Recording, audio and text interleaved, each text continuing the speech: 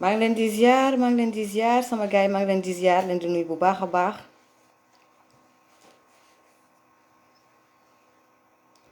di xaar ngeen yegg si ku dugg partagé ku dugg partagé ku dugg partagé ku dugg partagé ku dugg partagé maa ngi leen di ziar sama gars yi leen di nuyu bu baax a baax a baax naka dimanche ji naka dimanche ji weekend bu bari coow waay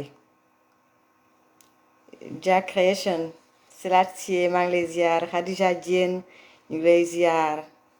weekend bu bari coow di mastawu donc dëgg-dëgg rek maa ngi lay ziar bu baax a baax Moustapha Babou maa ngi lay ziar gars yi def leen ay kër commencé nañu di waa kër Ousou Bébé dem dañoo teel sax tey ñi ngi ci ñi ngi def ay bopp mer pour yàq live bi talibé maa ngi lay ziar Fabakary Sagna maa ngi lay ziar Fanta Diarra hello Jeng Jeng Jeng Astou Bey aussi elle regarde maa ngi lay ziar maa ngi lay ziar bu baax Astou Pape Niang aussi mi ngi seetaan gars yi ku dugg partage Ousin Danso maa ngi lay ziar bu baax a baax a baax gars yi ñu ngi leen di ziar leen di nuyu bu baax a baax waaw kay ku dugg partagé Pape Omar maa ngi lay ziar Pape Omar waroon naa am na ku may laaj sa numéro sax donc soo ma ko munee kiyaatal encore dama changé téléphone comme ça voilà ma yónnee ko nit ki nga xam ne daf ko soxla voilà Babacar Mbaye ñu ngi lay ziar bu baax a baax mu ne ay ca mati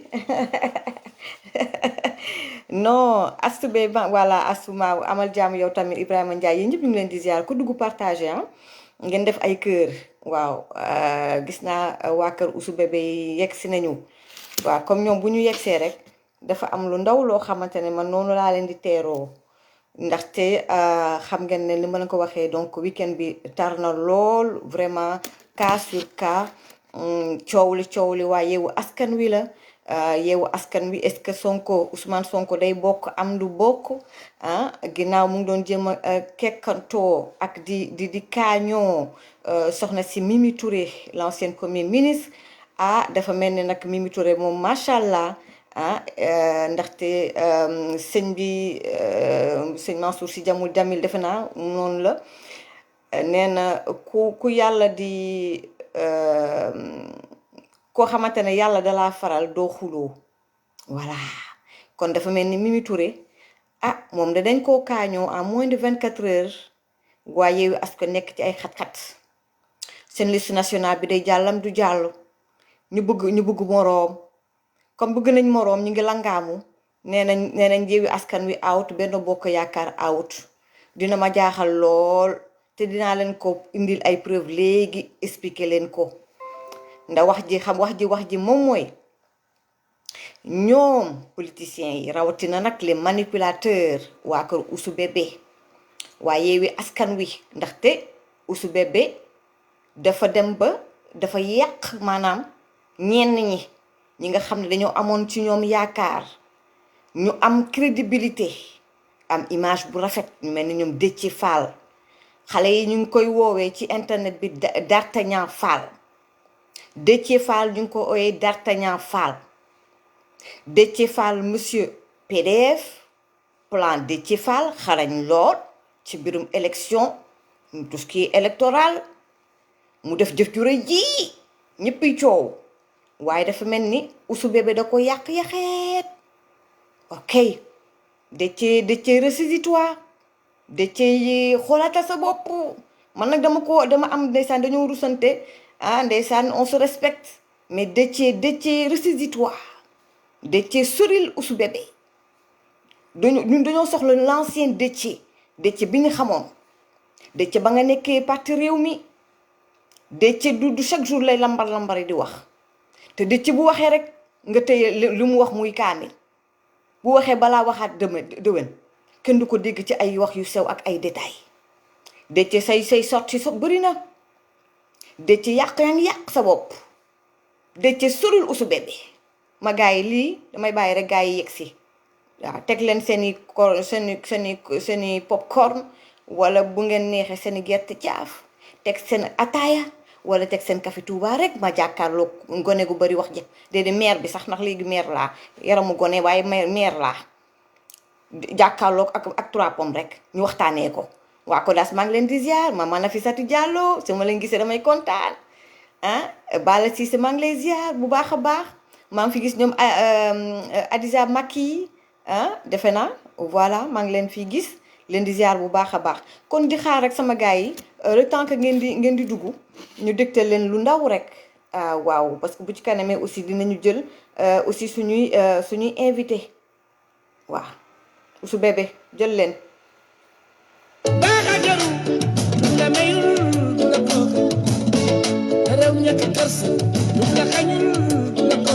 waaw waaw. jëlal. non foog ñu kii Ousou Bébé. Ousou Bébé. Ousou Bébé. Ousou Bébé. kii mooy Ousou Bébé. num ñuy def dañoo sonn ci moom depuis boobu ba léegi nag damaa gis ne waa Benno Bokk Yaakaar diggante démb ak tey lan mooy seen émotion bi ëpp ña ngi nii.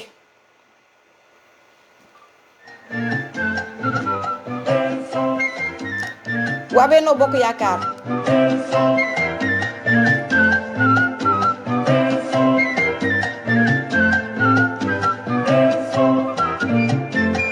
waa Benno fu mu nekk nii kenn mënatu leen téye ñu ngi nuyu nag Me El Hadji ndeysaan di ko nuyu bu baax a baax Sénégal amee na la njukkeel Me El Hadji moom mu di ko wax ci Ousmane Sonko ne ma xaw ma lu ngeen di bàtt ci ginnaaw xale bu góor bii moom mu njëkk a wax ci biiru Ousmane Sonko yàgg na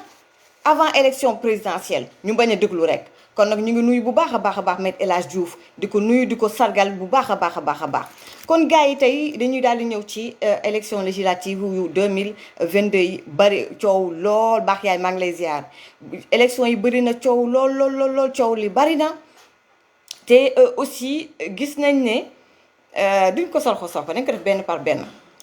donc dinañ njëkk a ñëw ci fa coow li tàmbalee moom mooy listu Dakar bu Yewwi Askan Wi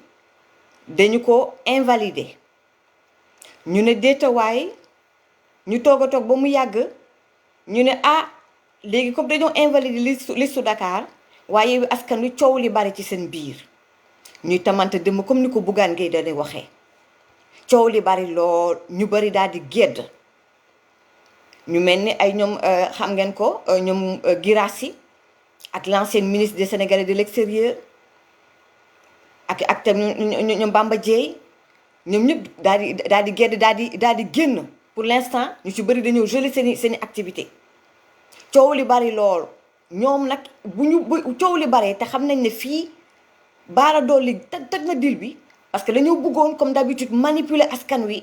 comme d'habitude rek manipuler askan wi victimiser wu bu ñu amulee lu ñu bëgg ñu ne jeunes yi génn leen ci bedd bi fight nañu xeex waaye bii yoon yàlla daf ñoo dimbali ndaxte lu xewoon mois de mars ba tey moom Ousou Bébé dafa defe ne moom mooy patron wu Sénégal en fait li xewoon mois de mars daf koy bàkkoo di ngandalu di bandilu su ngeen gisee rek Ousmane Sonko ba mu taxawee ak Barthélémy Diaz di wuyulu di bandilu te wóor na yàlla Ousou Bébé moom kese sans les caméras du bokkul ak Ousou Bébé boo ko gisee devant les caméras di jaay prek di ko xale yi di waxee kon ñoom dañoo taxawoon pour daal di accuser direction générale des élections accuser waa ministère de l'intérieur pour mun a am lu ñu bëgg bu ñu amul lu ñu bëgg comme ni mu leen ko waxee ñu génnee jeunesse bi ci biti maanaam na dëkk bi boy ñoom loolu mooy seen stratégie bi yoon nag seen yelwaan këpp ndax kii di Bara Dolly moo toj dil bi comme dañ koo wor moom it mu toj dil bi ñépp nag xam ni mu demee ñuy sànnante bal bi nag ñoom ci seen biir di rayante ñu bëri commencé génn situation bi critique na Déthié Fall D'Artagnan Fall daal di nag léegi foog ñoom ñu ut boroom ñoom bu ñuy daanu du ñu daanu ñoom kese ñoom suñuy daanu dañu yóbbaale Benno Bokk Yaakaar nag ñoom seen problème problème mu Ousou Bébé Macky Sall la moo koy telee nelaw. man defe naa ne xadar ba ñu ak volonté ba ñu am di xool liste Benno Bokk Yaakaar di attaquer président Macky Sall di attaquer ministre de l'intérieur tey ñoom defe naa énergie boobu bu ñu ko consacré woon ci seeni liste ñoom defe naa toj-toj yi bëri yi yëpp duñ ko am. toj-toj yu bëri yëpp duñu ko am noonu gars yi di dem coow li bari ñu ne foog ñu am moroom ci noonu nag la ñu génnee rek ñoom it euphorie dans l'euphorie nag kontaan ma dégg nag sukku El Malick ci conférence de presse bu ajjuma bi yàlla du nit ndax nee nañu yee yaay waa Benno Bokk Yaakaar ca seen liste nationale ba ca suppléants yi respecté wuñu parité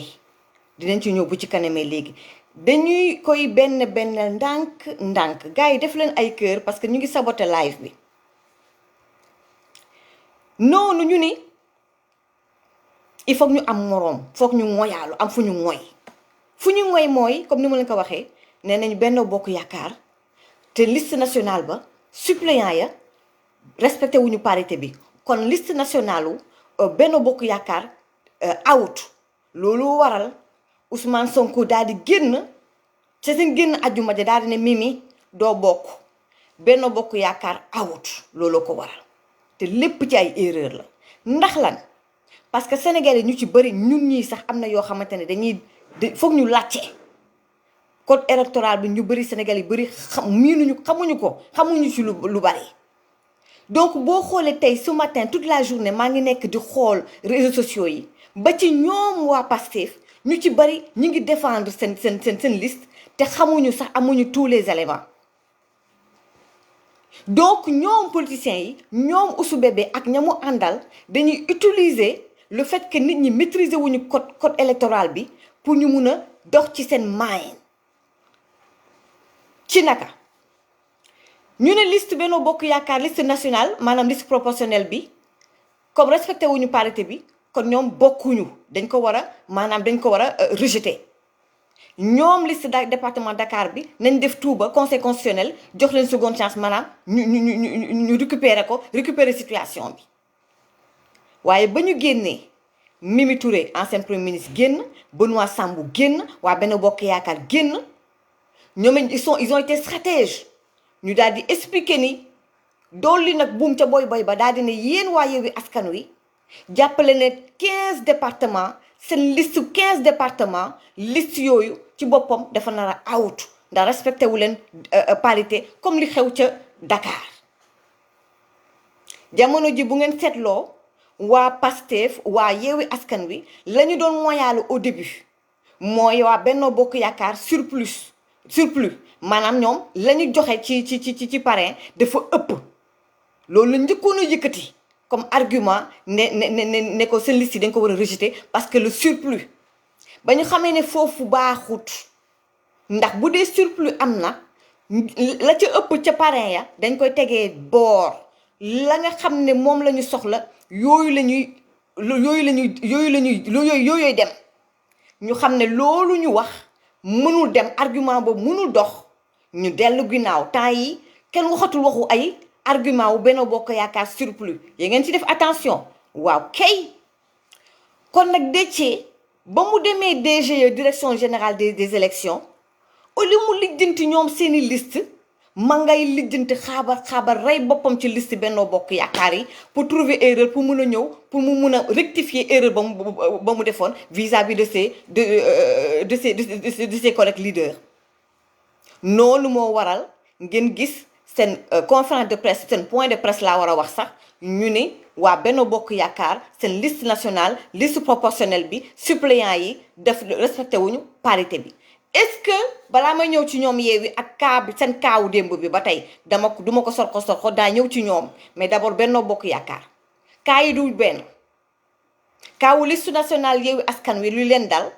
ak liste nationale Benno Bokk Yaakaar du benn défendre ma waa Benno Bokk Yaakaar ndax il se défend très très bien mais dama bëgg sénégalais yeewu ndax ñii dañuy mooy ci lii bu ñu rejeté seen liste nationale liste nationale Benno Bokk Yaakaar dem ñu ñëw victimiser wu ndax askan wi ne xale yi génn leen jàmmaarloo pour ñu am lu ñu bëgg moo tax lii foog ma leeral ko waa Benno Bokk Yaakaar seen liste nationale depuis jurisprudence bu 2014 dañu ne liste nationale tey bu fekkee ne ci suppléants yi ak tamit je veux dire titulaires yi tey supposons waa Benno Bokk Yaakaar c'est un exemple ils ont 50 candidats élection yi jàll na 30 dinañ am 30 députés ci 30 députés yooyu bu amee benn député bu nga xamante ne nii dafa décédé par exemple dafa décédé dañuy xool ci 50 candidats ya ñu amoon dinañ dem jëli di 31e bi wala 32e bi ainsi de suite kenn du laal suppléant yi duñ leen laal bokkul ak liste départementale nga xam ne tey bu fekkee ne tey Barthélémy Diaz dafa am ndog-ndog moom suppléant mun na ko remplacer donc liste nationale ak liste départementale bokkuñu àtte dama bëgg gars yi comprendre loolu d'abord encore ma recommencer waat expliquer waat leen ko liste nationale bu waa Benno Bokk Yaakaar tey bu fekkoon ne ci titulaire yi ñoo am problème ñu ne waaw mais ci suppléant yi la tey mi ngi mel ni équipe nationale football maa ngi doon seetaan d'ailleurs kii moo tax ma ko doon seetaan sax ba jaxate dañ ko doon invité fële ca jàkkaarloo et on a donné un bon exemple defe naa DER la ak ñu nekkoon ci plateau bi équipe nationale nga jël équipe A ak équipe B tey bu fekkee ne équipe B dañoo am problème équipe A kese ñoom ñuy jouer ñoom rek sans remplaçant sans équipe B est-ce que loolu leer na waa titulaire yi ci seen bopp bu fekkoon na am na problème ñu ne naam mais amul problème bi ca suppléant ya la tey titulaire bu ci am problème beneen keneen ci liste bi ñu moo lay remplacer ci titulaire yi mais pas ci suppléant yi te suppléant yi Benno Bokk Yaakaar yi respecté nañ parité bi dans le fond c'est ci forme bi moo am problème moo tax ñu koy woowee erreur matérielle ma bamtuwaat ko waa Benno Bokk Yaakaar seen liste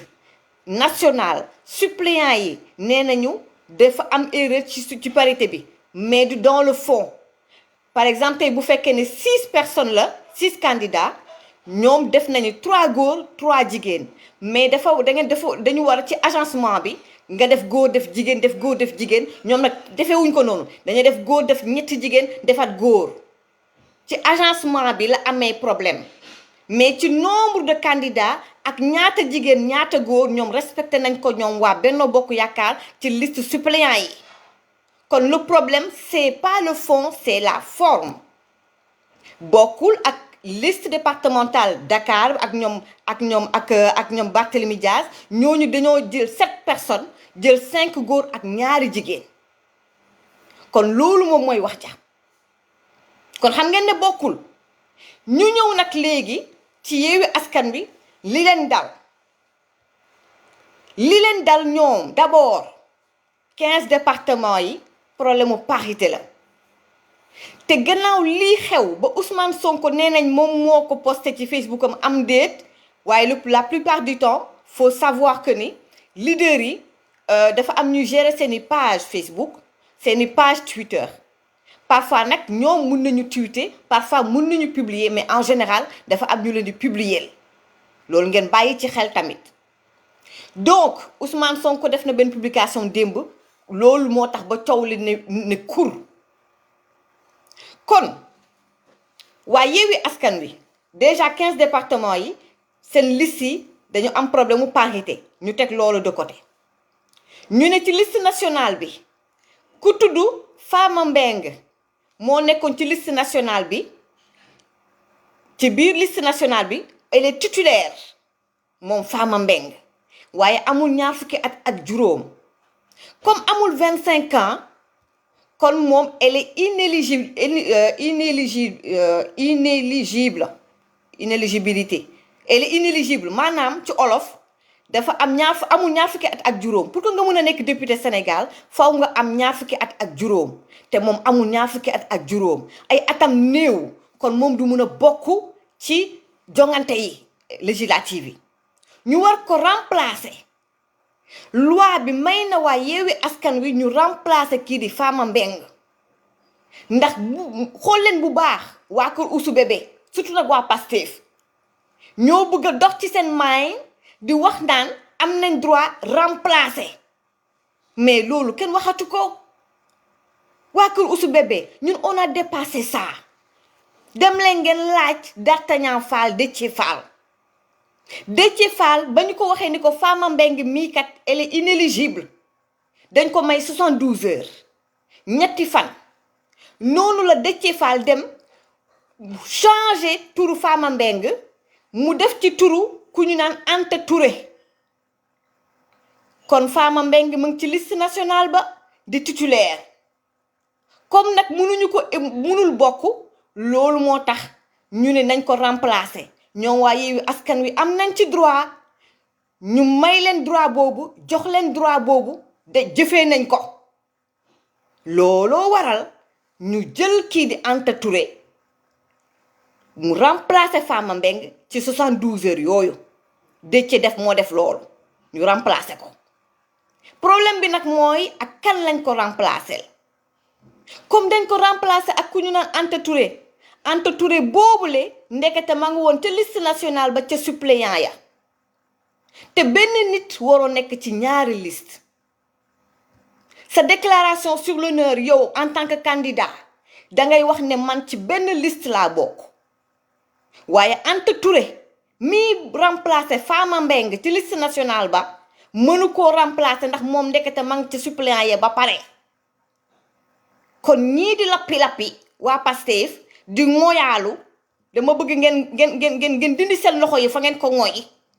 ngeen ne mbàpp ci suuf te déglu ma ku nekk ngeen naan am nañ droit remplacer ko remplacer nañ ko ba pare Déthié remplacer na ko ba pare Fama Mbengue kan lañ ko remplacer Anta Touré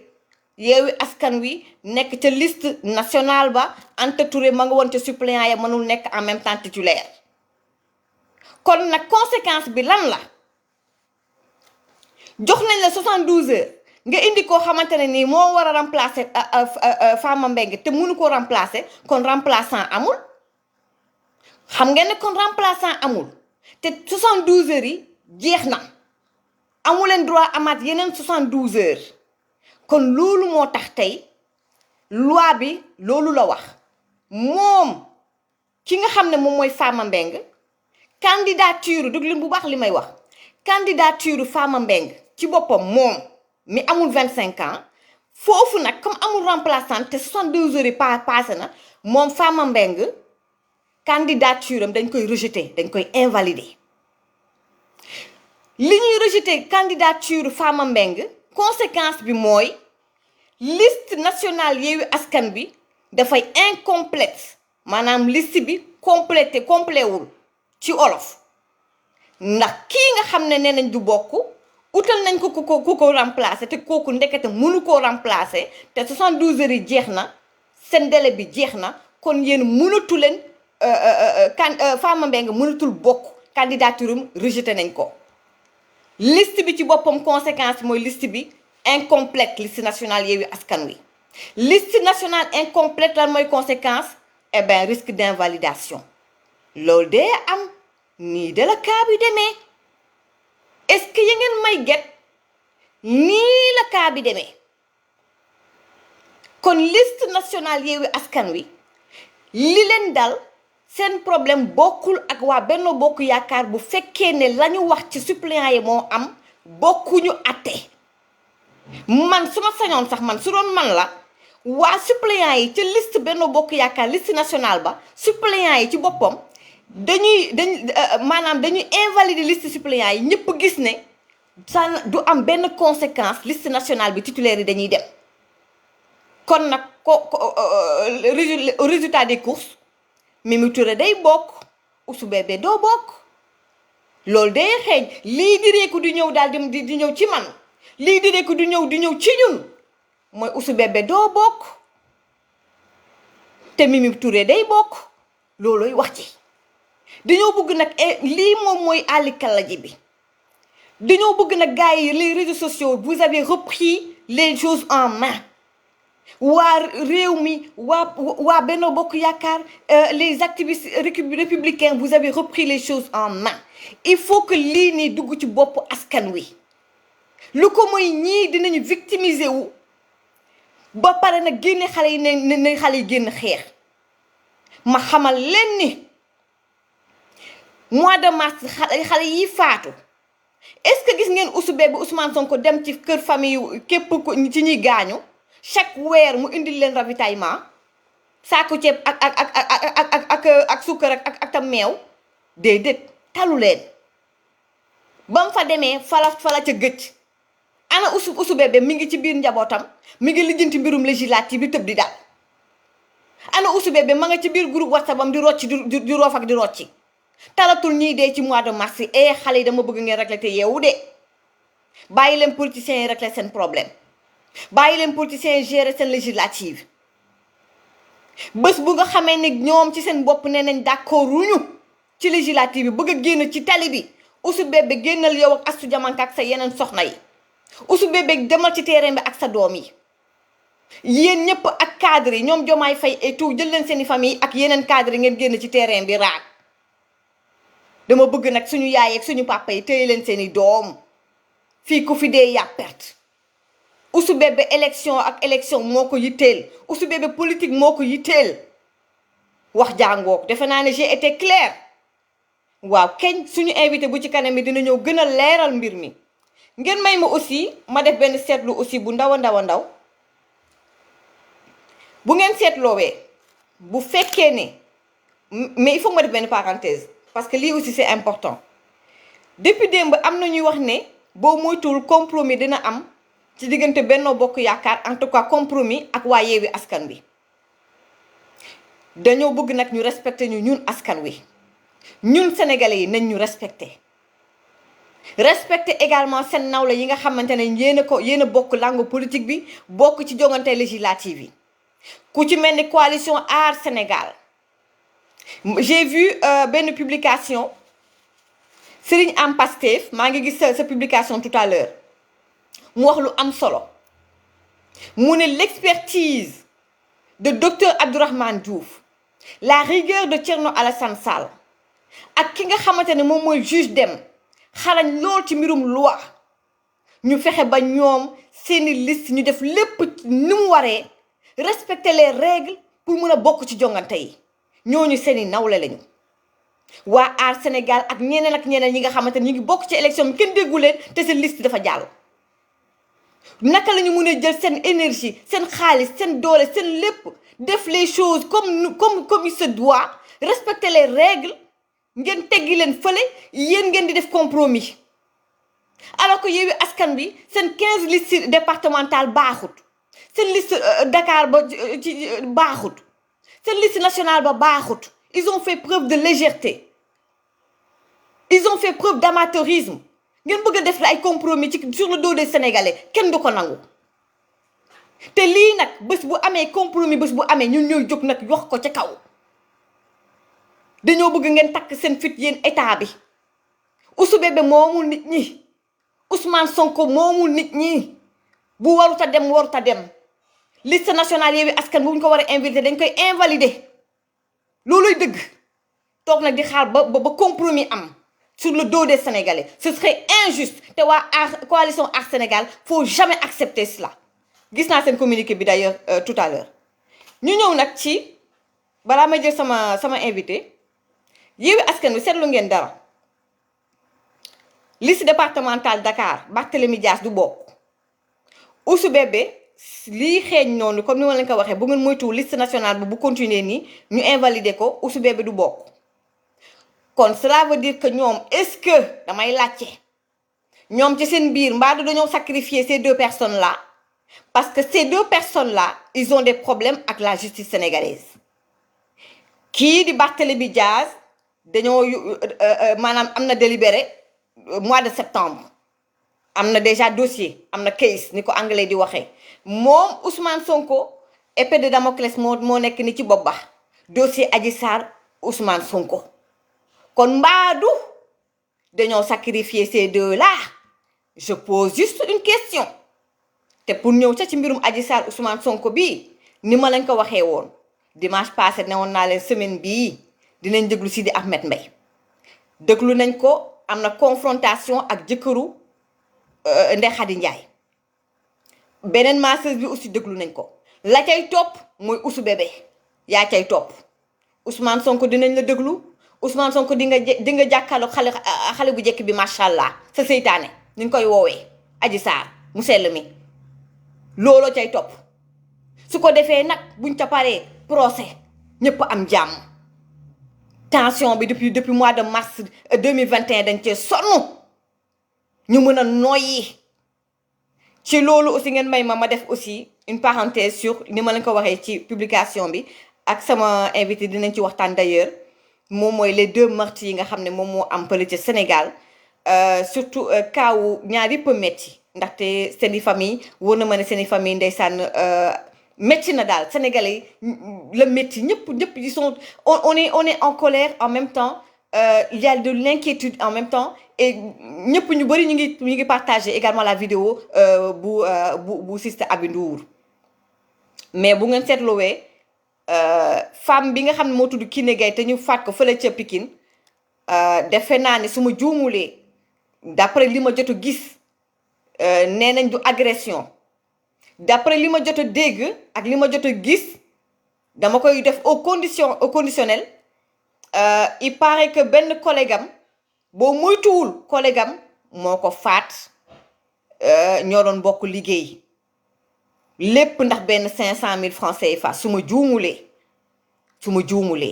keneen ka tamit dañ koo rey donc su ma juumulee les deux affaires c'est des histoires de meurtre pas d'agression mais ak nu munti demee xam nañ ne Dakar y a des moments yi nga xamante ne ni agression yi dafay bari kon nag aussi askan wi dafay aussi demander état bu Sénégal ministère de l'intérieur ñu gën ñoo jàppale ci l'insécurité au Sénégal surtout nag capitale sénégalaise à Dakar waaye lu ñu mën a wax bu fekkee ne kii di Kiné Gaye nga xam ne dafa ëmboon ki ko faat bu fekkee ne collègue am la ndax 500 000 francs CFA loolu tamit dañu war a xoolaat suñu bopp ñun sénégalais yi xaalis yàq na diggante yi valeur yi changé na au Sénégal ndax mbirum koppar 10 000 francs nit mën na la ca rey 500 000 francs lan la mën tey bu fekkee ne nee nañ collègue am boobu la bu fekkee ne ko am jabar la 500 000 francs boo jëndee ay sañ sa soxna même bu dee cheveux yu baax takkaay yu baax dàll yu baax yëre yu baax 500 000 leen pëng doo ci mën sa jënd télé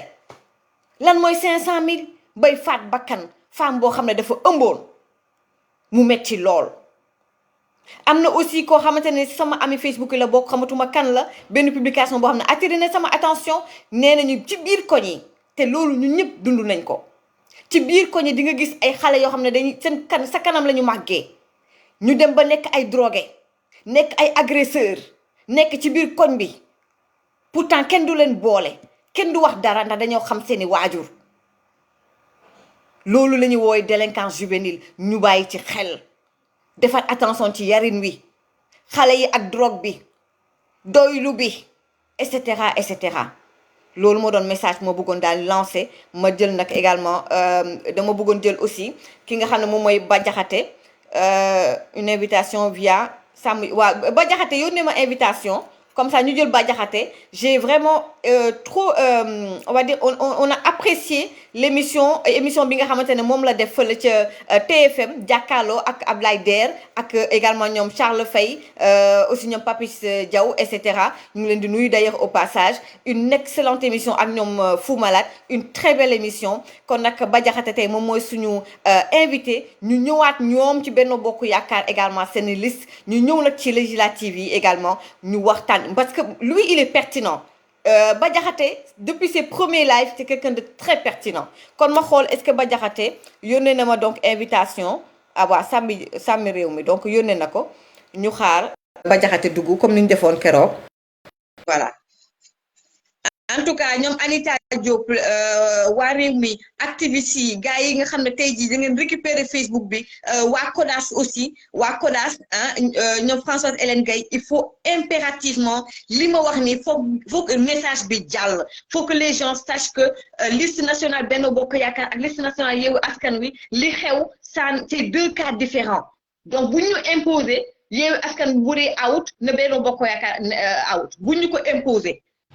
maa ngi lay ziar Bah Diakhaté di la ne félicitation kontaan nañ ci yow.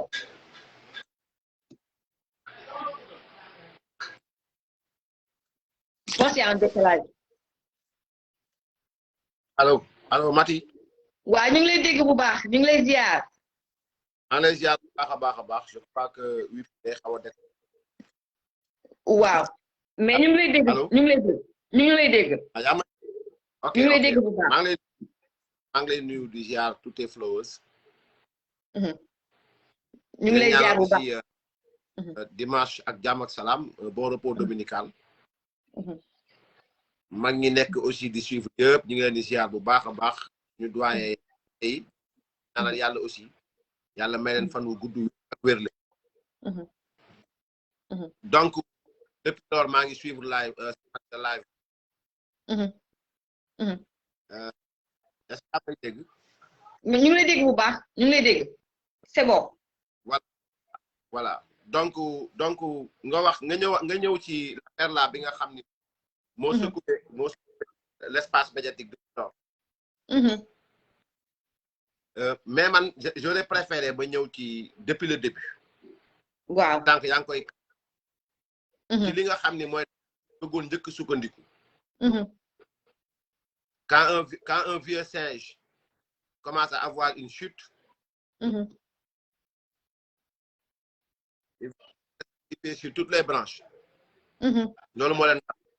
la première branche à laquelle jéemoon nañ ci jafandu mooy branche wu surplus. waaw surplus de parrain. je pense que boobu ba léegi wax. on les avait appelés un débat sérieux. et déjà moo taxoon ma gënoon sawaroon dem ci jàkkaarloo pour jàkkaarloo aussi ak Amadou Ba. malheureusement il n'est pas venu. dañoo daw donc fallait que ñu dimbali population bi aussi kenn ku ne la ngay wax. occasion mo jàkkaarloo population bi kenn ku ne indi firnde yi nga xam ne si mu sukkandiku pour wax. benn sukkandikukaay moo mën a am ci dossier bi mooy le code électoral bi ñu jiyee.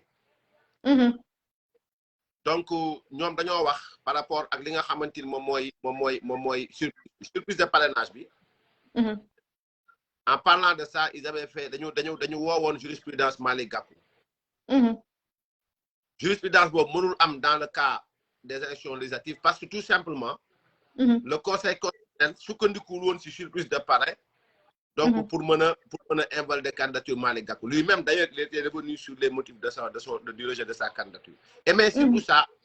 par rapport aux élections présidentielles.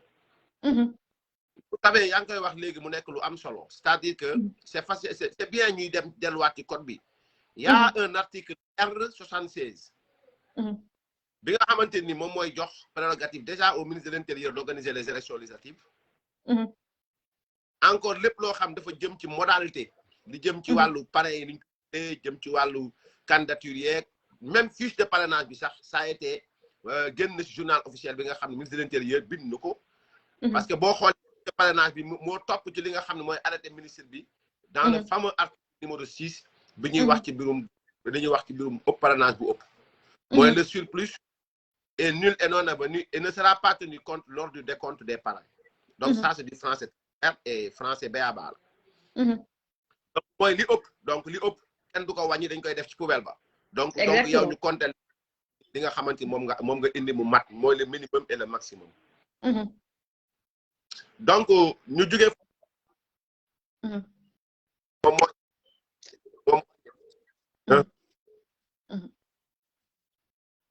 waaw vas-y dafa mel dafa am quelques problèmes de connexion.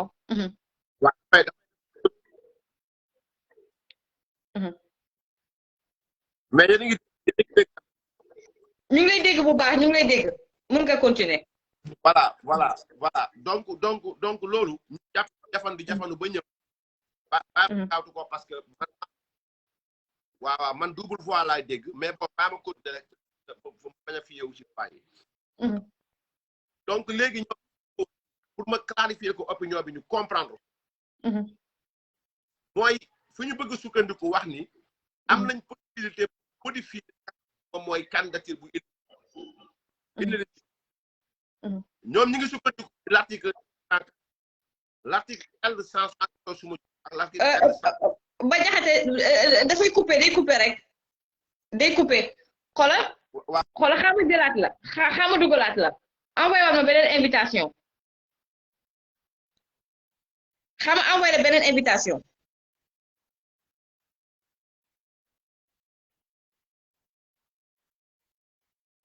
donc gars yi donc ci côté am la defe naa côté internet bi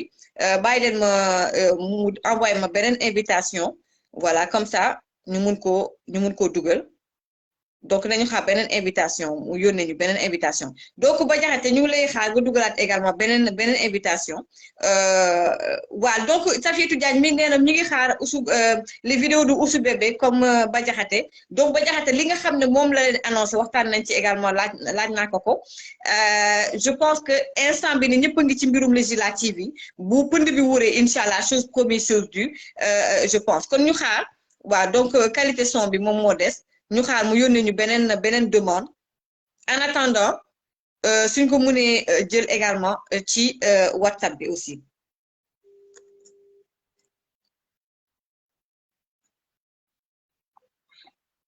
allo Macky waaw léegi ñu bàyyi la nga yónnee ñu waaw ñu ngi lay dégg yónnee ñu beneen invitation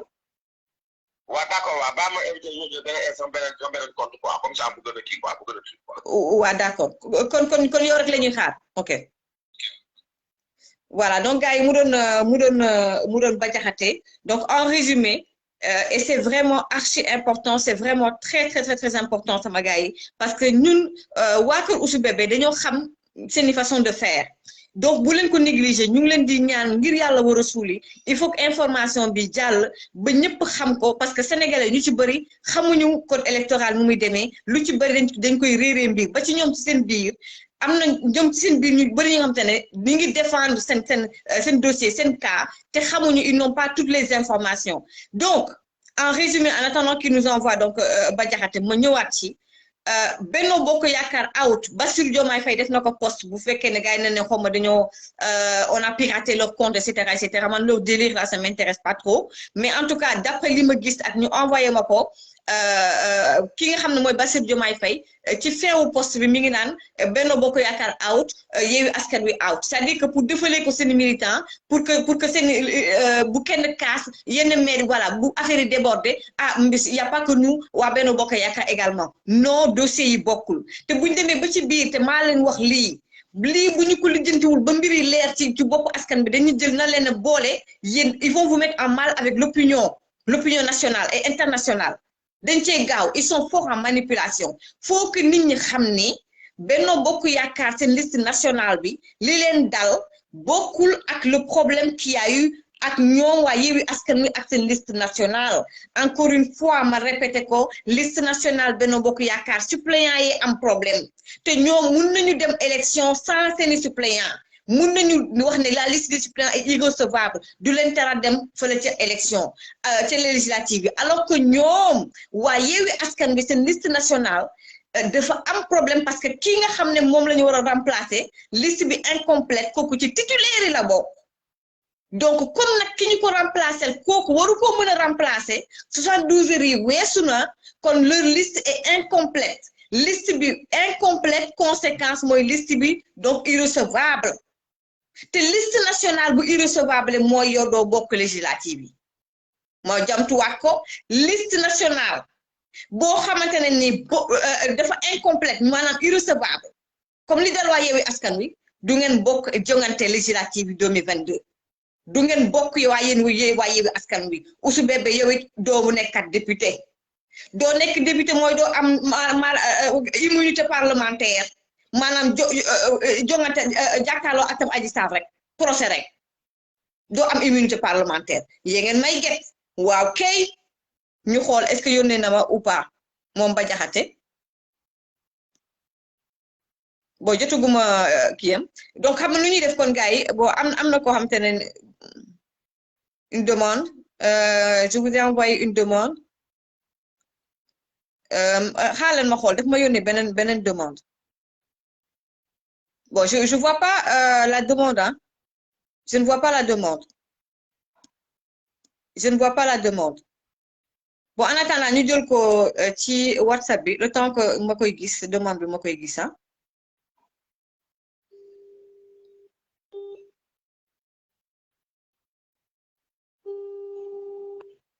allo ba waaw gisuma demande bi de ah attends dafa mel ni ñëw na non gisuma demande bi gisuma demande bi c'est bon. non gisuma sa demande bi ci ban compte la Bah Diakhaté kalaamul xaq la. non gisuma ko ah gisuma ko de xaaral je suis en train pourtant ci laa la kii nii. non je le vois pas pourtant Ahmed Seck maa ngi lay ziar non je vois pas malheureusement maa ngi dindi sax yeneen yi et tout non je vois rien c'est vraiment dommage quoi ma ne ko c'est vraiment dommage je le vois pas defaatal encore envoi bi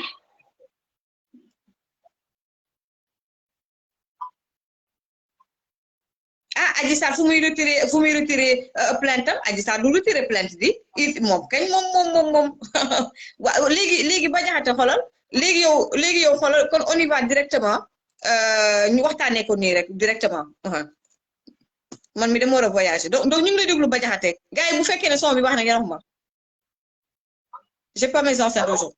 waa ñu ngi lay bàyyi léegi ñu bàyyi la nga wax ak gars yi directement dégg waaw d'accord donc Mati maa ngi doon expliquer par rapport ak li nga xam ni mooy li Yewwi Askan Wi bëgg utiliser. waaw. donc vous savez que dans le code électoral. waaw. ñoom dañuy sukkandiku ci li nga xam ni nee nañu bu fekkee ni liste bi dafa am kenn koo xam ne il est frappé d'inéligibilité. waaw. donc kooku yoon maye nañu changement. waaw. donc xam nga loolu may nañ ko Déthié Fall ba pare parce que ce qui s'est passé réellement mooy.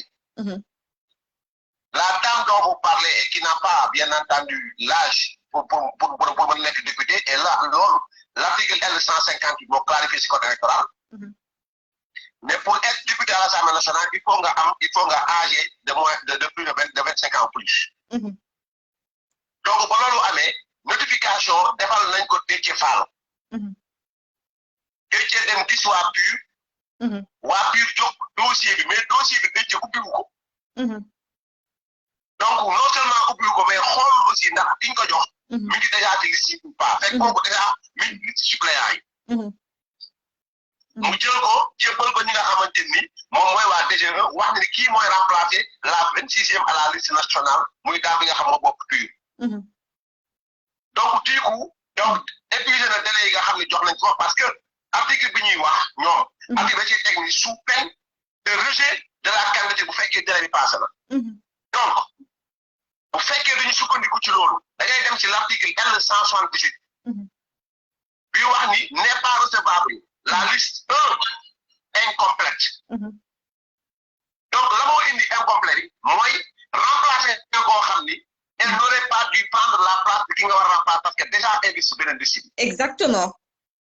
donc du coup ki nga remplacer candidature du dugg. ki war a remplacer candidature du dugg. donc tu es à -1. ba dana jeex. donc liste bi nga déposé à la fin de toute la procédure. liste nationale bi yéen askan bi déposé donc newul liste bu complet. voilà tout simplement complet wul. mooy dañ la jox télé. ñu ne buñ leen jëlee donc notification am na. te des fois notifié nañ ko. bu ñu notifié nii kii nga indi dafa frappé d'inéligibilité ou bien d'incompatibilité. ou bien nga dem ci article L178 ci deuxième motif bi nga xam ni mooy tax ñu rejeté une liste. dana wax ni une liste boo xam ni respecté wul les dispositions prévues par les articles L149 et L173 du code électoral. donc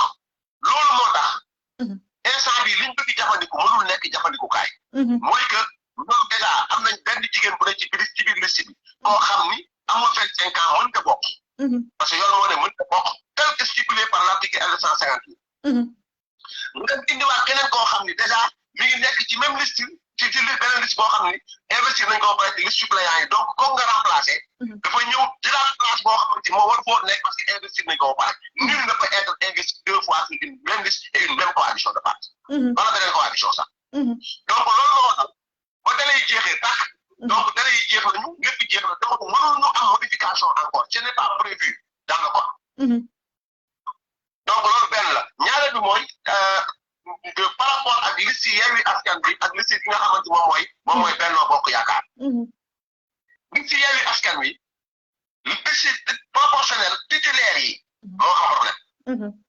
liste Benno Bokk Yaakaar liste proportionnel suppléant moo am problème yaa ngi koy wax léegi vous avez bien donné l'exemple. mooy équipe bii football. bu fekkee am na 11 partants. ñàkk remplaçant du ko teree football. donc li intéressé arbitre mooy moment bu muy tiimee bu muy joxee signe bi di waaj a arbitré mu compté ñee mat 11 mu ne tiire lañ jamaana football. donc loolu mooy titulaire yi. maintenant donc boo ñàkk remplaçant terewul laa football.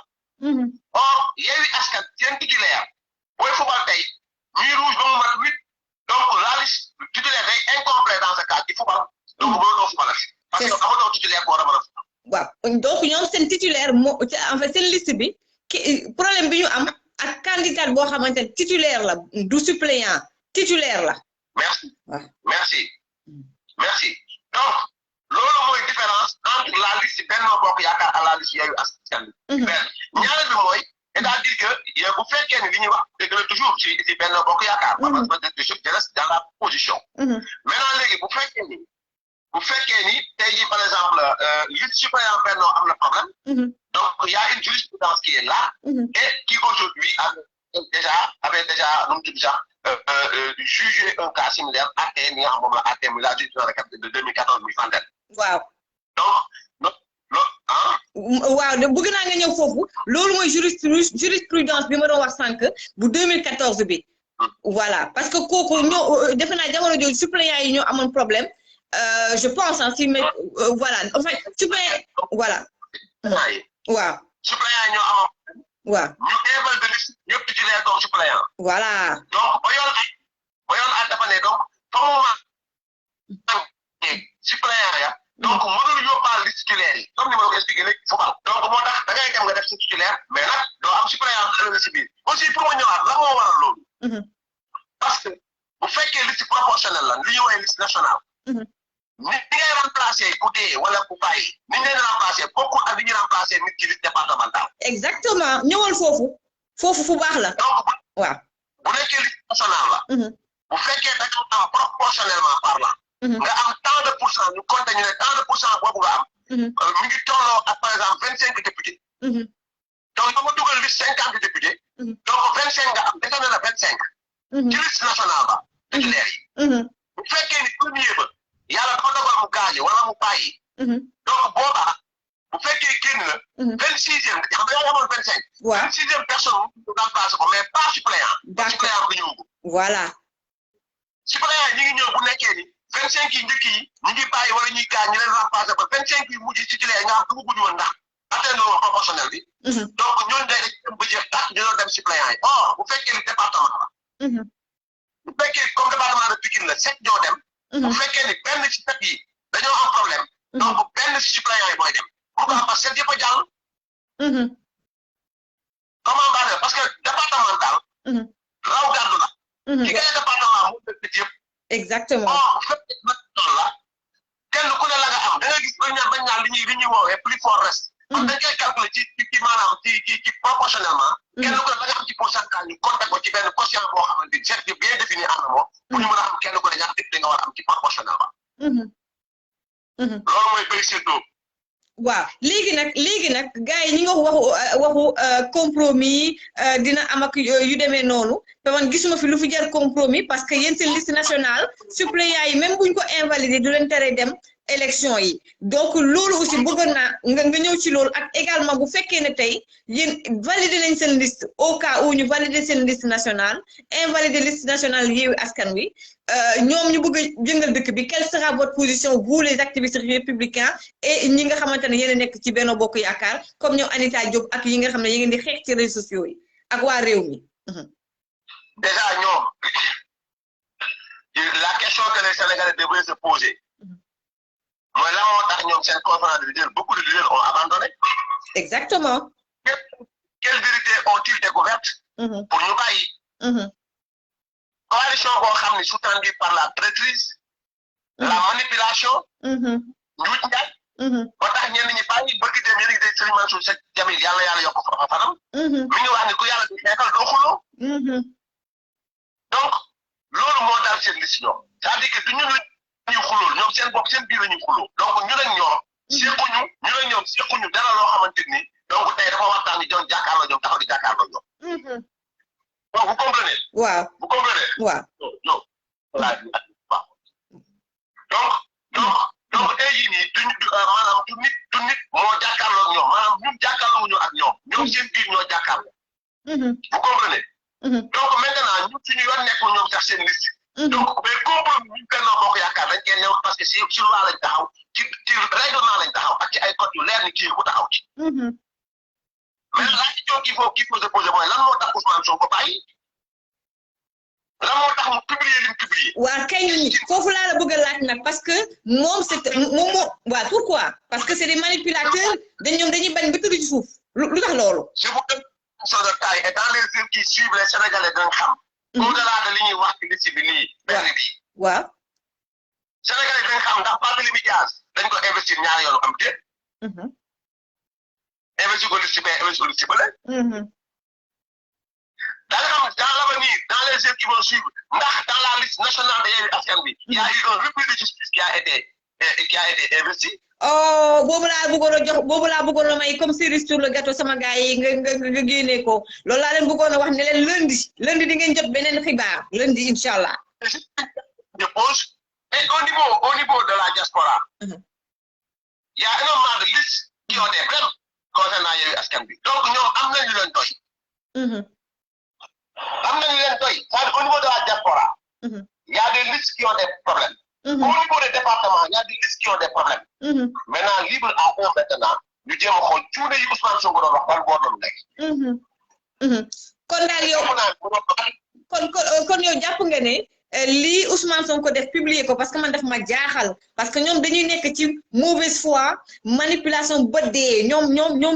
c'est-à-dire ñoom duñu nangu daanu c'est-à-dire quitte à ce que sax voilà ñu reyante dëkk bi tàkk donc pourquoi moom mu avoué ne y a un problème. Vraiment bëgg naa nga gën a xuus foofu daal. mauvaise foi weesuwul. déjà Ousmane Sonko taxaw ni. seetal naa ñëpp seetal naa Déthié seetal naa Saliou Sarr seetal naa Khalifa Sall seetal naa Barthélémy seetal naa sama bopp seetal naa ñëpp. loolu moo ñu bëgg naa fekk bi. ñoom dañoo commencé xamante gëm seen biir. dañ def faal nag commencé njëkk a xas ne dañ koo yónni. Saliou Sarr dañ koo yónni. am na sax ñu dem ba wax ni Saliou Sarr waa Benno ñu ko yónni. Khalifa Sall toog la. Très bien ñi ne bi leen dépassé di suuf pour le régime. ñeen ne Khalifa Sall mooy gloria.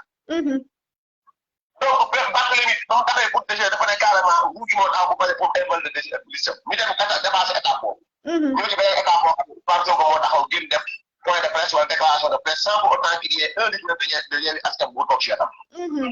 à part de ça di plus bien entendu. ñu pare grâce bind. ñu pare ñu tudd sax kenn ku nekk ñu bokkoon ci ñoom kenn ku nekk commencé bind di génn di bàyyi. les Sénégalais posé une question pour xam lan moo tax ñii di bàyyi. ñu dem ba ci day defaal dem DGE gis tuuti dara yi mu def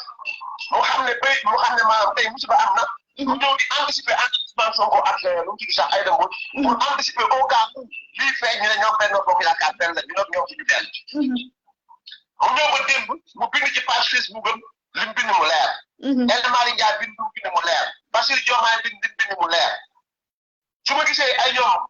lu mu tudd sax ay topp wala ñeneen demee noonu di wax ni Ousmane Sonko dañu platé compte là c'est une très mauvaise foi.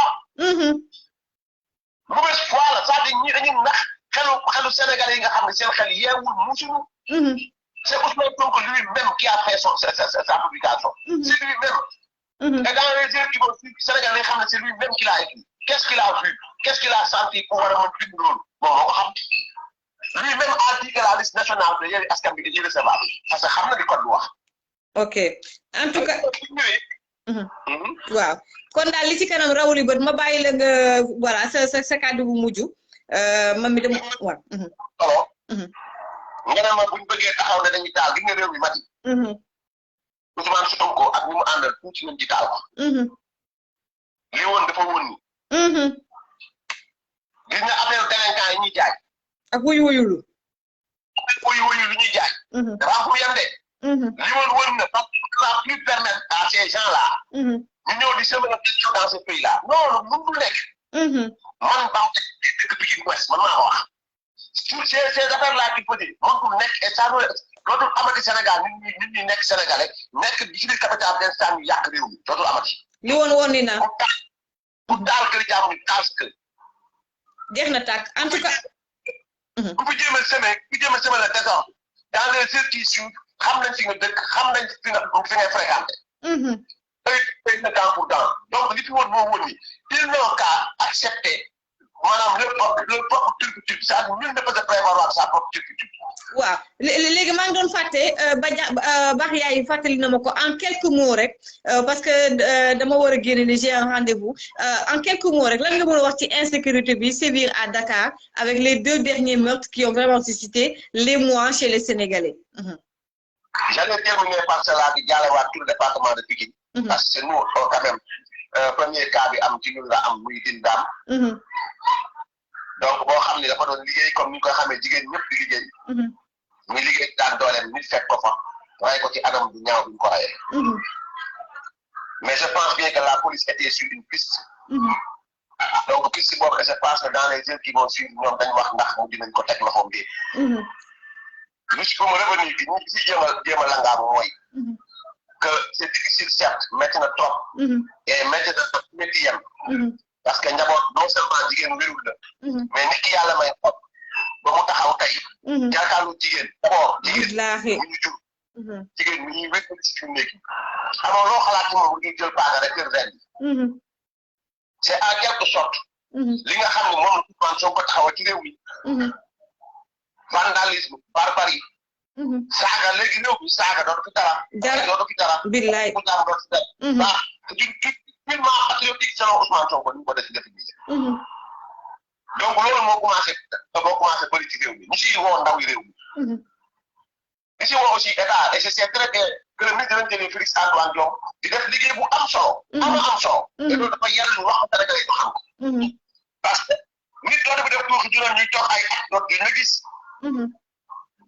léegi ba dafa tuuxi juuna ay bis wala ay heure yu ndaw pour di teg la loxo loolu ay baax la loo xam ni on le remercie on le félicite mais on le demande encore de mieux donc dina xamante ñu nekk dans l'anticipation et police ku dox ci dëkk bi xam ni police partout ñu ngi dem taxaw et le président Macky Sall aussi dox ci jéego yu am solo recruter personnel bu bëri bu am doole ci police ba pare nag dote leen ay dispositions yu bees yoo xamante ni ku sàcc balaa ngay toog di noppalu ñu fekk la fi nga toog takkal la ay mënu donc loolu dafa am lu ko waral mais quoi qu'on dise agression bi métti na barbarie bi commencé am Sénégal mais rien que dana bu fekkee dañu toog ay nit toog bitim réew di saaga ay kilifa diine ay nit toog bitim réew di xërtal ay ndaw ci ñu taal seen réew xërtal ay ndaw pour ñu def dara su dul noonu ndaw yooyu ñuy jël di leen nuyu ci violence boobu ci xeer boobu ñooy ndaw yi nga xam ne actuellement ñooy jàppale loo def baax na ci réew donc loolu mooy li nga xam ni mooy le cas très défavorable bi nga xam ne moo am Sénégal et ñu ñaan yàlla aussi yàlla dellu ku nekk ci xelam parce que li yàlla waxoon daxalal fasaadu fi barri wal baxri bimaa kasabat aydin naas c'est-à-dire le désordre ci géej gi mi ngi tasaaroo ci li nit di def ci loxoom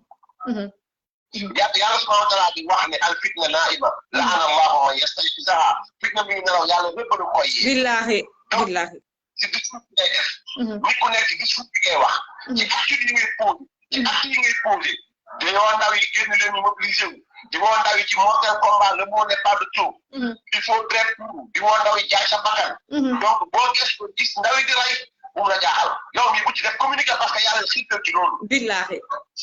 affaire bi ñuy def mooy nit ku nekk nañ jàpp na yàlla wax ne ku rey man qatala mu'minan muta'ammidan fa jazaa'uhu jahannam képp koo xam ne rey nga benn bakkan boo xamante ni sañewu na bakkan boo xam ne waroo ko rek bokk na si coor ñaari bàkkaar yi nga xam dafay alagaade comme ni ko yóbbu saa sallam waxee ne dafay xañ nit ki mu dugg aljanna nit ku nekk war na jàpp ne li ngay yóbbu sa kër li ngay lekk ak di ko naan ak di ko jox sa njaboot loo xam ne à la suite toog man di vous êtes une femme vous entreprenez il y a François Hélène qui est là qui est une femme qui entreprend il y a tant d'autres femmes qui rey yoo xamante ni tey mi ngi nekk di entreprendre ñu rey ko foofu noonu kon ndamoo dox de ndawi réew mi ak entreprendre quelque chose et ne rien attendre ñu toog ñun ñëpp war di toog di xaar ci état l'État ne pas donner à tous les jeunes du travail. Mais yow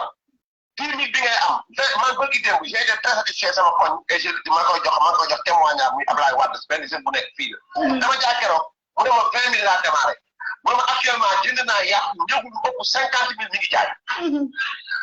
j'ai des jeunes comme Ibou Laye mi ngi nii Baye Fall. teg kantinam bu ñu baax la tegoon di jaay café Touba actuellement mi ngi kantinam yor boutique di jaay ay café Touba. billaay ndeysaan. c'est exemple.